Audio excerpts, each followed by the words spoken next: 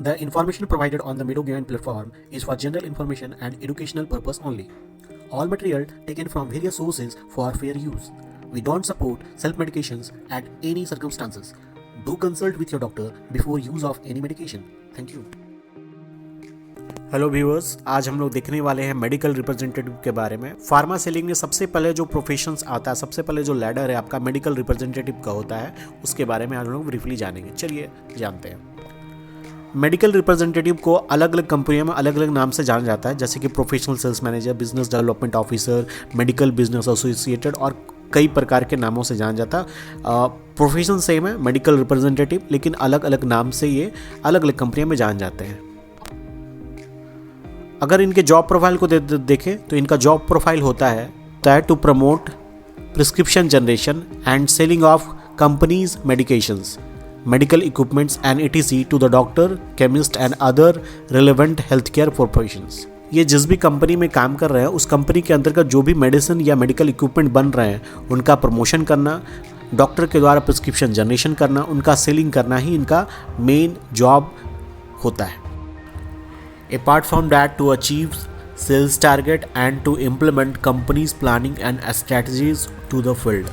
आपका जो एरिया के अनुसार आपका एक सेल्स टारगेट दिया जाता है कंपनी के द्वारा, उस टारगेट को अचीव करना भी आपका जिम्मेदारी होता है, आपका रिस्पॉन्सिबिलिटी होता है। सेल्स प्रमोशन स्ट्रैटेजीज होता है कंपनी के द्वारा, उसको भी इफेक्टिवली इम्प्लीमेंट करना भी एमआर का जॉब होता है।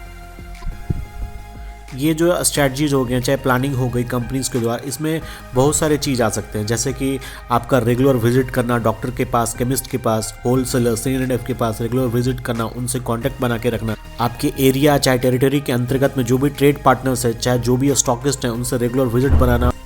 जो ट्रेड पार्टनर्स है उनसे सेल्स का स्टेटमेंट लेना कि कैसा सेल्स हमारा जा रहा है, मंथली, ईयरली, ये क्वार्टरली। इसके अलावा आपका डेली रिपोर्टिंग होता है, daily reporting according to your company rules and regulations, new product launch. तो ये सारी चीज़ें सारा मिलके, ये सब सारी चीज़ें मिलके और भी हैं। मैं ज़्यादा इसको लंबा नहीं बनाना चाहता, लेकिन मैं ब्रीफ में आपको बता दिया कि जो भी कंपनीज का जो स्ट्रेटजीज है, प्लानिंग है, इसके अंतर्गत ही सारे आते हैं। एमआर का ही जॉब होता है कि इसको जो भी चीज़ें, जो भी प्लानिंग है कंपनीज के द्वारा, इधर वो सेल्स प्रमोशन एक्टिविटीज़ हो चाहे न्यू प्रोडक्ट लॉन्च हो, उसको भी फील्ड पे इफेक्टिवली लॉन्च कराना, इफेक्टिवली फील्ड पे स्थापित करना भी एमआर का काम होता है। चलिए अब देखते हैं कि बेसिक रिक्वायरमेंट मेडिकल रिप्रेजेंटेटिव के जॉब में आने के लिए क्या होता है। तो अगर टॉप मोस्ट कंपनी की बात करें, जो टॉप लेवल की कंपनियां हैं या जो MNC कंपनियां हैं, उनके लिए आपका bachelor degree in pharmacy science और चाहे MBA आपने कर रखा है तो अच्छा ऑप्शन होता है मेडिकल रिप्रेजेंटेटिव के जॉब में आने के लिए। कोई भी डिग्री होने के बावजूद भी आप इस प्रोफेशन में आ सकते हैं, लेकिन वो डिपेंड करेगा कि आप किस हेडक्वार्टर के लिए आएंगे, कौन सी कंपनी है, कौन से डिवीज़न के लिए आएंगे। चलिए अब मेडिकल रिप्रेजेंटेटिव के कैरियर ग्रोथ के तरफ देखते हैं कि किस प्रकार से मेडिकल रिप्रेजेंटेटिव आगे अपना कैरियर ग्रोथ कर सकते हैं। शुरुआत में आप as a fresher trainee MR के रूप में आप किसी भी कंपनी में ज्वाइन लेते हैं, और आपका जो ट्रेनिंग पीरियड होता है वो 3 महीने, 6 महीने और लगभग 1 साल तक का भी हो सकता है। ये कंपनी टू कंपनी वैरी करता है। 3 महीने, 6 महीने या 1 साल के बाद जब आपका ट्रेनिंग ओवर हो जाता है, ठीक है, आप जो भी कंपनीज के द्वारा सिखाया गया है, जो भी आपको बताया गया, वो आप सीख लेते हैं और कंपनी आपसे संतुष्ट होती है कि आप कंपनी के अनुरूप काम कर सकते हैं, तो आपको कंफर्म कर देती है और आप बन जाते हैं ट्रेनी से मेडिकल रिप्रेजेंटेटिव। मेडिकल रिप्रेजेंटेटिव बनने के बाद 3 से 4 साल के बाद मिनिमम आपको based on that area manager के आपके लिए जा सकते हैं। फिर एरिया मैनेजर से आप regional manager, zonal sales manager, national sales manager, vice president, president तक का सफ़र आप तय कर सकते हैं। ये डिपेंड करता है आपका एक्सपीरियंस के आधार पे, आपने जो स्किल्स डेवलप किया है सेलिंग्स में, और भी जो भी प्रोफेशनल स्किल्स इसके लिए रिक्वायर्ड होंगे।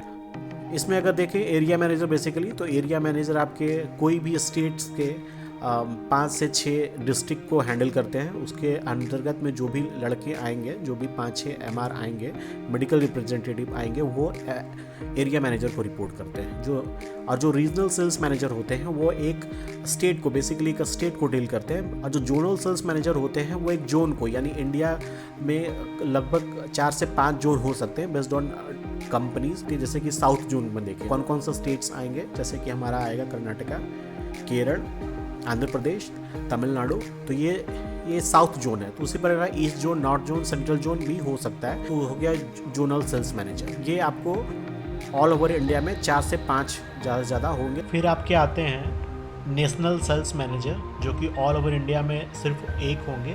सेल्स जो देखेंगे, मार्केटिंग के लिए कोई अलग भी हो सकते हैं। फिर आपके वाइस प्रेसिडेंट और प्रेसिडेंट तक का सफ़र आप तय कर सकते हैं। ये जो फिगर में आपको दिख रहा है ये बस है सेल्स पार्ट में। अपार्ट फ्रॉम डैट आप ट्रेनिंग में भी जा सकते हैं, मार्केटिंग में भी जा सकते हैं, जैसे कि पीएमटी वगैरह में भी आप जा सकते हैं, प्रोडक्ट मैनेजमेंट टीम में भी आप जा सकते हैं। मार्केटिंग में, सेल्स में और ट्रेनिंग में किसी में भी आप जा सकते हैं एरिया मैनेजर बनने के बाद। ये भी डिपेंड करता है कंपनीज टू कंपनी। कई कंपनियां शुरुआत से ही आपको एज ए ट्रेनर चाहे एज ए पीएमटी में आपको ले सकते हैं अगर आप एमबीए पास आउट हैं, ठीक है। और नहीं तो फिर एज ए एरिया मैनेजर आपका ये पॉइंट खुल जाता है। इधर आप सेल्स में जाना चाहते हो तो सेल्स में जा सकते हैं, मार्केटिंग में जाना चाहते हो मार्केटिंग में जा सकते हैं, और नहीं तो फिर आप ट्रेनिंग डिपार्टमेंट में भी जा सकते हैं। नेक्स्ट हम लोग एक इम्पॉर्टेंट टूल के बारे में देखने वाले हैं, जो मेडिकल रिप्रेजेंटेटिव के लिए एक इम्पॉर्टेंट टूल है, यानी कि एक प्रकार से आपका मार्केटिंग मटेरियल है, विजुअल एड।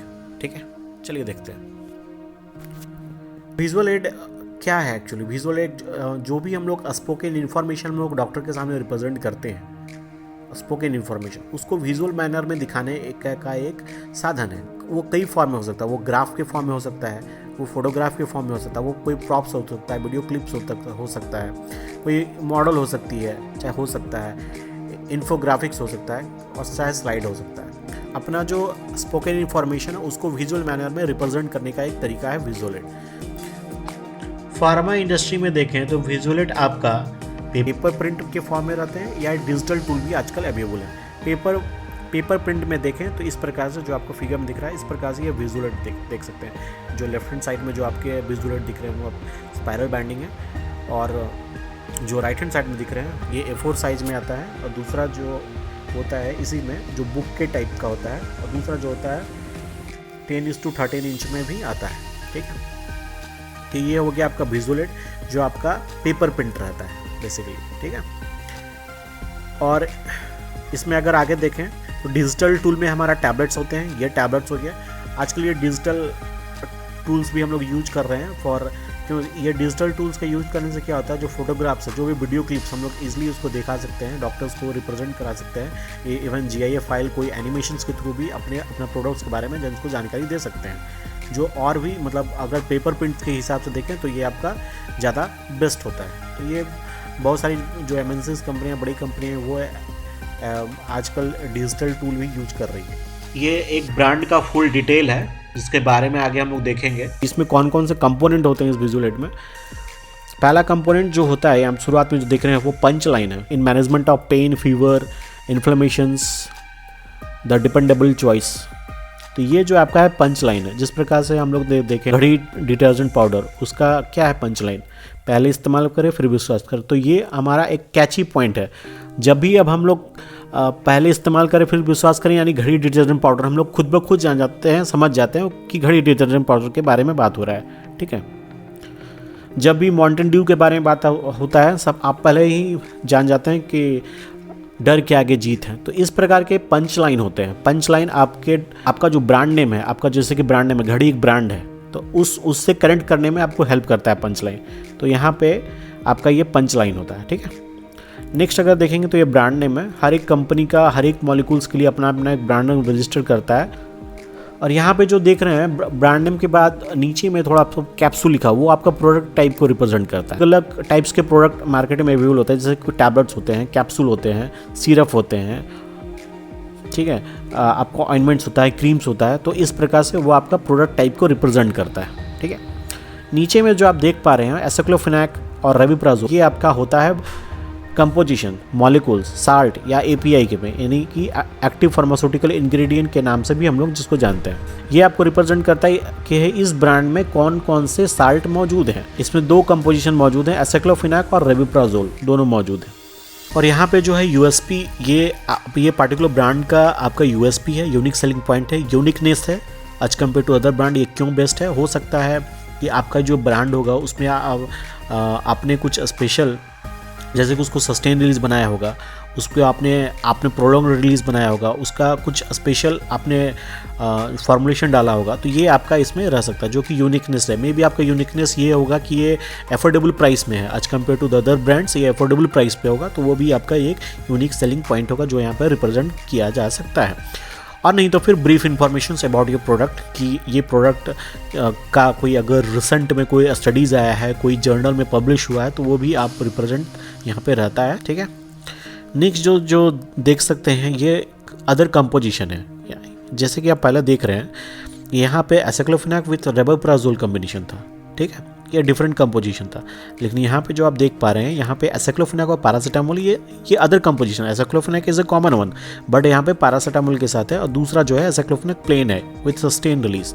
ठीक है, तो ये अदर कंपोजिशन है जो कि एसाइक्लोफेनाक के साथ हमारा अवेलेबल है और जो कि टैबलेट फॉर्म में है। नेक्स्ट जो आपका यहाँ पे जो दिख रहा है ENT pain, dental pain, surgical, ये आपका इंडिकेशन है, यानी कि किस कंडीशन में ये आपका ब्रांड दिया जा सकता है। तो ये आपको रिप्रेजेंट करता है इंडिकेशंस, चाहे इस कंडीशन पे आप ये प्रोडक्ट्स को दे सकते हैं। ठीक है, लास्टली जो आप ये फिगर देख रहे हैं, ये जो मॉडल है, जैसे कि मैंने पहले भी आपको बताया था कि आपका जो विजुअल है उसमें प्रेजेंटेशन कई प्रकार से हो सकता है, कई फॉर्म में हो सकता है विजुअल मैनर में, आइदर वो ग्राफ के फॉर्म में हो, फोटोग्राफ्स के फॉर्म में हो, मॉडल के फॉर्म में हो। तो यहाँ हम लोग ने एक मॉडल को रखा है, यानी कि इस विजुअल एड में बेसिकली एक मॉडल है। ठीक है, विजुअल एड में तो ये रिप्रेजेंट कर रही है कि इस दवाई का खाने से, क्योंकि हम लोग जान रहे हैं कि एसाइक्लोफेनाक और रेविप्राजोल एक कॉम्बिनेशन है। एसाइक्लोफेनाक एक NSAID है जिससे कि दर्द ठीक होता है, पेन रिलीफ होता है। रेविप्राजोल उसके कारण जो अल्सर हो सकता है, NSAID इंड्यूस्ड अल्सर, उसको नहीं होने देगा। तो ये बेसिकली ये रिप्रेजेंट कर रहा है उस मॉडल से कि मतलब जो भी प्रॉब्लम आने वाली थी दर्द से रिलेटेड, वो उसका ठीक हो गया, नाउ सी इज ओके। तो ये रिप्रेजेंटेशन है। ये रिप्रेजेंटेशन और भी फोटोग्राफ्स के द्वारा हो सकता था, कोई भी इन्फोग्राफिक। तो फिलहाल ये जानकारी यहीं पे हम लोग स्टॉप करते हैं विजुअल एड के बारे में। नेक्स्ट वीडियो में हम लोग देखेंगे कि जो विजुअल एड है इसको जब हम लोग डॉक्टर के सामने रिप्रेजेंट करते हैं तो कौन कौन से पॉइंट पे हम लोग को ध्यान देना चाहिए, कैसे बोलना होता है, कौन कौन से वर्ड्स बोलने होते हैं, क्या याद रखना चाहिए। ठीक है, तो हम लोग ने एक ब्रीफ में एक बार फिर से हम लोग देख लेते हैं कि क्या क्या हम लोग ने देखा। आप अगर याद कर पा रहे हो तो ये जो पहला लाइन है वो क्या है आपका, ये पंच लाइन है। दूसरा क्या है, ये ब्रांड नेम है। ये क्या है, आपका प्रोडक्ट टाइप है जो आपको बताता है टैबलेट है, कैप्सूल है, सॉफ्ट। नेक्स्ट हो गया आपका ये कंपोजिशंस बताया था, मॉलिक्यूल, साल्ट, चाहे एपीआई, ब्रांड का यूएसपी यानी unique selling point, uniqueness about your brand, और चाहे brief information about your brand, चाहे कोई लिटरेचर्स, चाहे कोई जर्नल का कोई अगर रिसेंट स्टडीज आया है उस मॉलिक्यूल्स का, तो वो भी इसमें रह सकता है। फिर हो गया अदर कंपोजिशन, एसाइक्लोफेनाक, रेविप्राजोल था, यहाँ पे एसाइक्लोफेनाक पैरासीटामोल है। तो ये आपका इंडिकेशन यानी कि किस कंडीशन में इस पार्टिकुलर ब्रांड को हम यूज करेंगे। Last but not the least, इसमें आपका हो गया फिगर, यानी कि एक मॉडल को हमने रिप्रेजेंट किया है। तो थैंक्स फॉर वॉचिंग। वीडियो को लाइक करिए, सब्सक्राइब करिए, शेयर करिए।